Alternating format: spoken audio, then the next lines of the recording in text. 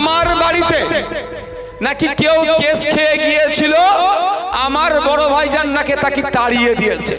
আমি এতটুকু কথা বলি, আমার বড় ভাইজানের সাথে একদিন এই পিরিয়ডে একটা বিষয় নিয়ে মতপার্থক্য হয়ে গেল। কি বিষয়? আমার একটা ছেলেকে কোন একটা বিধানসভার, এই মুহূর্তে নাম করছে, তাকে মারধর করেছে। মারধর করে পুলিশ তুলে নিয়ে গেছে। একটা গুরুত্বপূর্ণ আলোচনা চলছিল আমাদের, সেই সময় আমার বড় ভাইজান আমাকে বলল যে ওইটা কি হয়েছে একটু লক্ষ্য করেছিস? আমি বড় ভাইজানকে বললাম, ভাইজান অবজারভার দিয়ে আছে তো, আপনি কেন এত টেনশন নিচ্ছ করছেন? ওরা তো দেখে নেবে, সেই জন্যই তো অবজারভার দিয়েছি।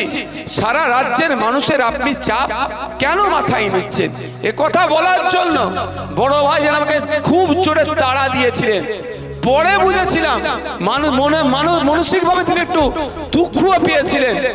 পরে আমি জানতে পারি যে তারা শুধু জানে তিনি দুঃখ পেয়েছিল এই জন্যই যে এলাকা আমি ভোটার হিসাবে দেখি না। নওশাদ আমার যেমন ভাই, এরাও আমার ওই রকমই আপন ভাই।